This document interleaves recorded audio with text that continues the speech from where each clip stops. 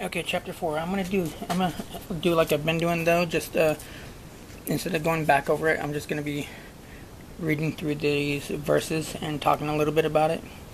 But mostly, we'll be when we read through it. When I read through it to y'all, we'll be getting the information from here and just going along through the story. So I'll be doing chapter by chapter. Okay, so chapter 4 is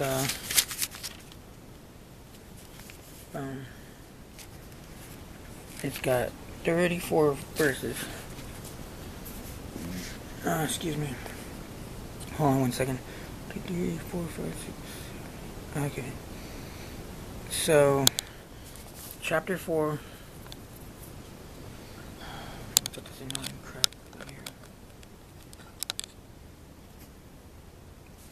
Chapter 4. In verse 3, verse 3 in chapter 3, I hate when I do that. We read about King Solomon marrying his Pharaoh's daughter and getting his house built and the wall of Jerusalem built round about. And then the two women, one saying to the king, the good lady, saying, "Hey, I had a baby. Me and this lady were in this room, in this house together. I had a baby. She had a baby. And I woke up. My baby was switched out for a dead baby. Her baby died. Mine's the real one." And the other lady said, "No, mine's the real one. Hers is the fake one." And then King Solomon said, "Well, let's just get a sword and cut the baby in half. Give one piece to the other piece to the other lady." And then the real mother came out and said, "Hey, no, just give her the baby, protect the baby." And that's how King Solomon found out that was the real mother. So we're on to chapter 4 now. So King Solomon was king over all Israel, and these were the princes which he had: Azariah, the son of Zadok, the priest. Ooh, wow. Because we read about him in chapter 2 and chapter 1. Elihoreph, and Ahiah, the sons of Shisha, scribes. Wow. Scribes are people that like scribble, write.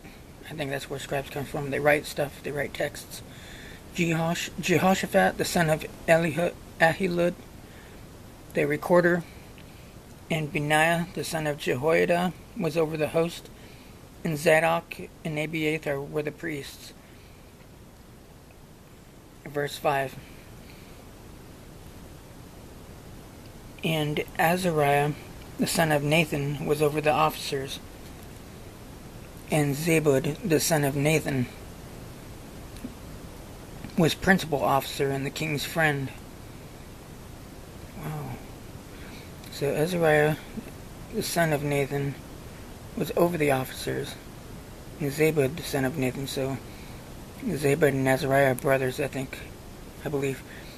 And Ahishar was over the household. And Adoniram, the son of Abda, was over the tribute. And Solomon had 12 officers over all Israel, which provided victuals for the king and his household. Each man his month in a year made provision. Each man his month in a year. Well, I'm trying to make sense of that. Each man his month in a year made provision. Oh, okay. Each man his month in a year made provision. So 12 officers. So each officer had a month, and in that whole year, 1 month out of the year, he had to make a provision. Okay, that makes sense. In verse 8, and these are their names: the son of Hur in Mount Ephraim, the son of Dekar in Machaz, and in Shaalbim, and Bethshemesh, and Elon Beth Hanan. The son of Hesed in Aruboth. To him pertains Succoth, and all the land of Hepher. The son of Abinadab, and all the region of Dor, which had Taphath,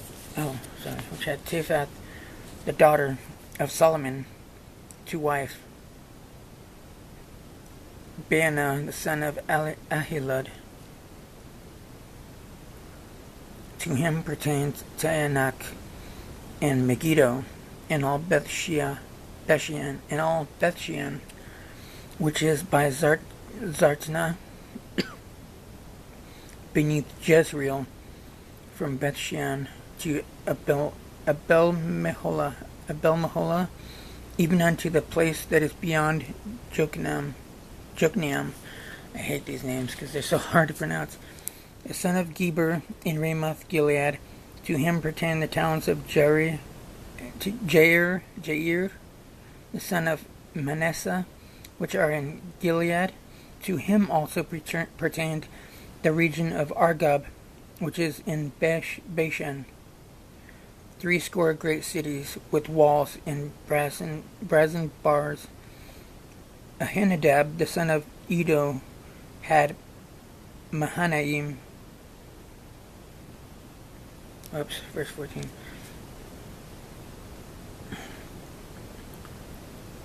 And Ahimaaz was in Naphtali.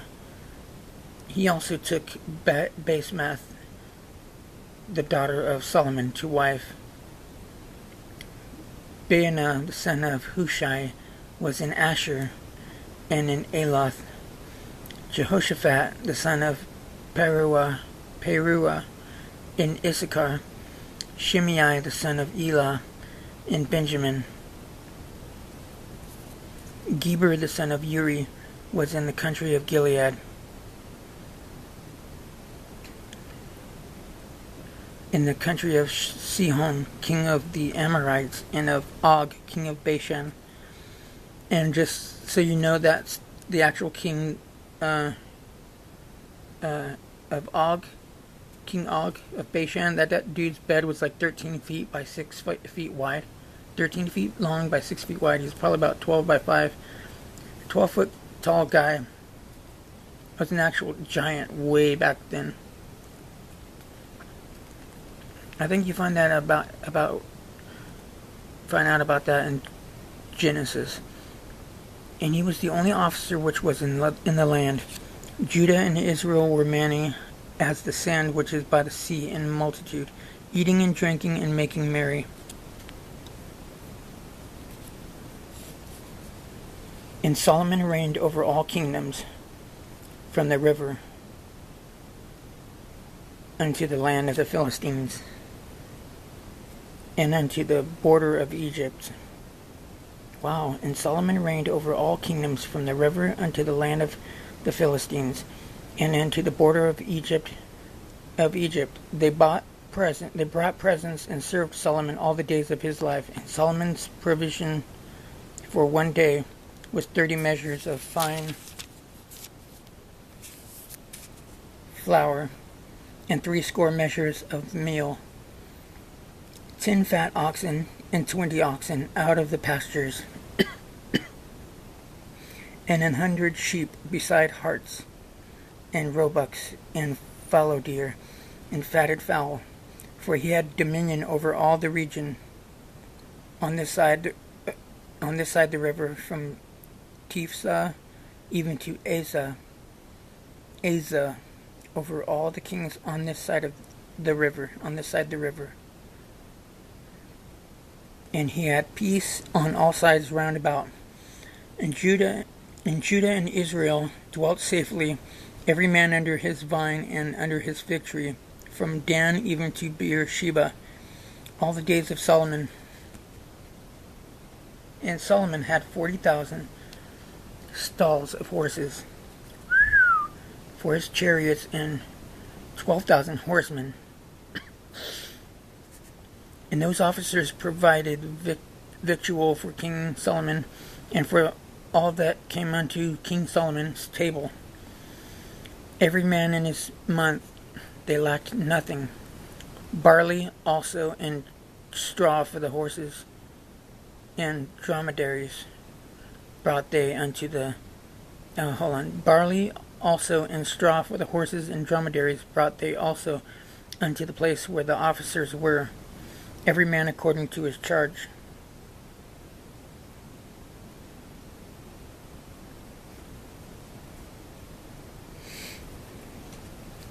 And God gave Solomon wisdom and understanding exceeding much, and largeness of heart, even as the sand that is on the seashore.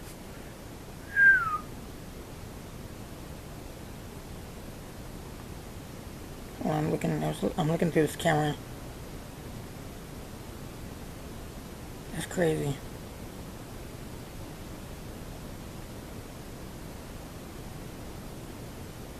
I'm like looking at this camera, and it's like some of the letter G's are darkening here. It's crazy. Verse 30. And Solomon's wisdom excelled the wisdom of all the children of the east country, and all the wisdom of Egypt. For he was wiser than all men, than Ethan the Ezrahite, and Heman, and Chalcol, and Darda, the sons of Mahol. And his fame was in all nations round about.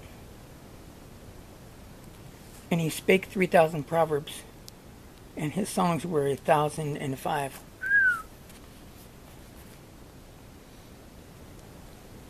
And he spake of trees, from the cedar tree that is in Lebanon, even unto the hyssop that springeth out of the wall.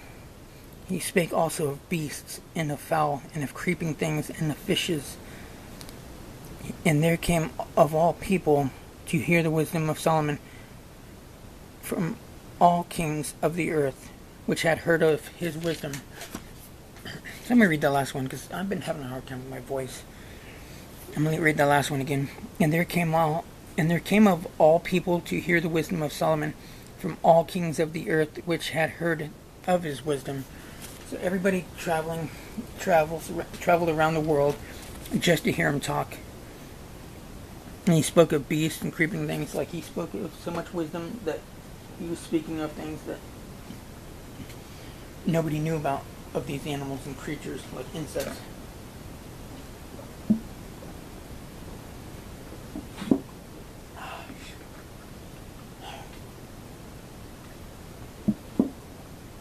I think my mouth's getting dry or something.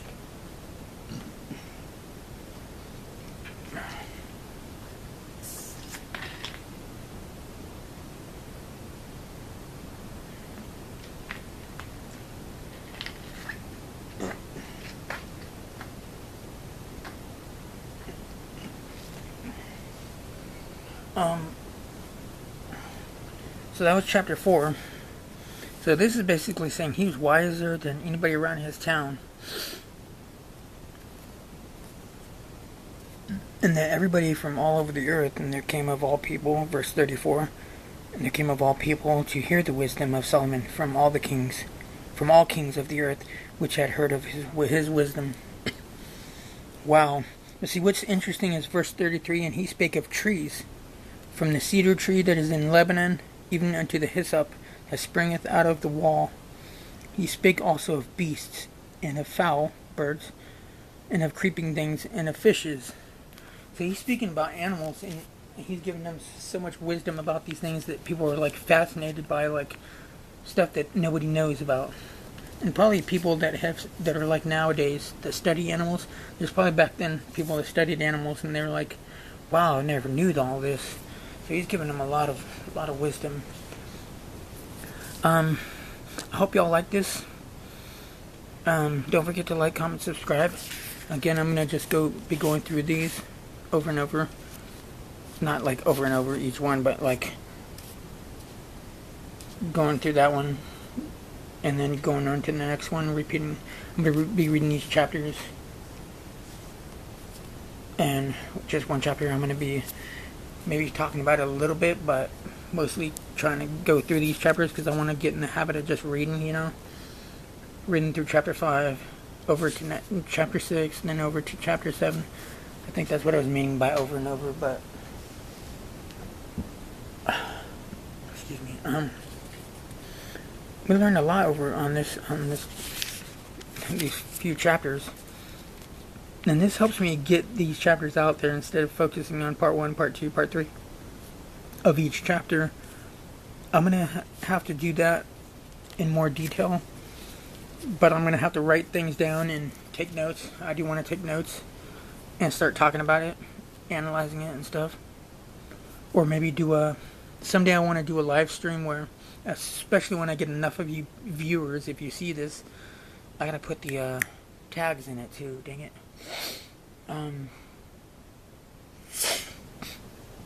That way people will start seeing it more, and getting a big, once I get a big audience, do live streams and start, going into more detail, counting letters, consonants, vowels, words, and working with numbers and in the Holy Bible, and talking about that, because you get a lot of wisdom from counting, according to King Solomon. It's in Ecclesiastes, I believe. Gotta remember exactly. You know what, actually, because I got enough time. I'll be right back on that.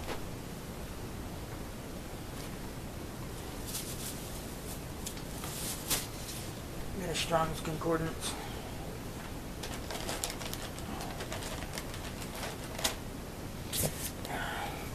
Right there, Exhaustive Concordance of the Bible. Holy Bible, that is. Hebrew, with Hebrew and Greek. Oh, with Hebrew, Chaldee, and Greek dictionaries. Wow. I'm going to look up where it says counting. Thus have I found, saith the preacher, wisdom, counting. It's something like that. I'm going to PQF QUV.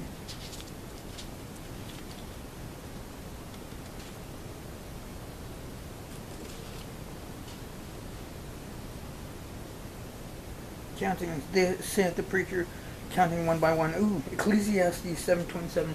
So if you're wondering why I like to count, there we go. Ecclesiastes 7 verse 7. Let me see.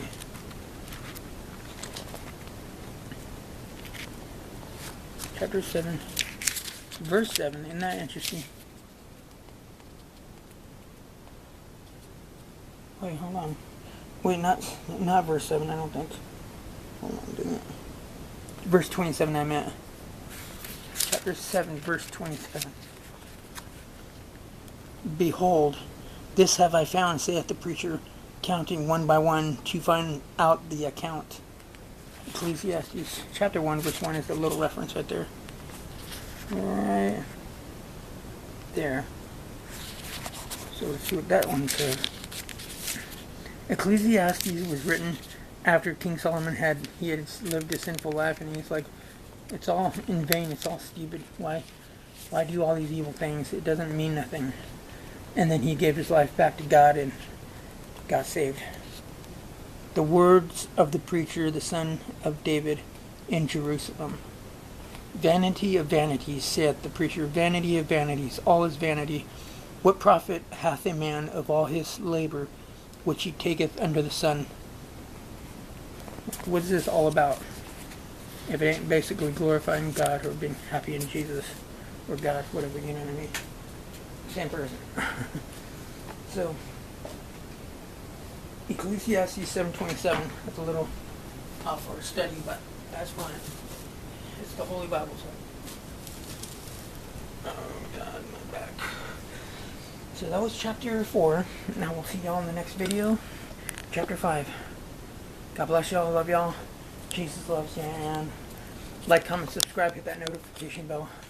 We're going to be doing a lot more of this in other books of the Holy Bible. We're going to do 1 Samuel, 2 Samuel. We're going to do Exodus. Definitely going to do Exodus. Find out a lot about Moses and what he went through. So, this is World Famous Gamer signing off. See y'all in the next video. Peace out.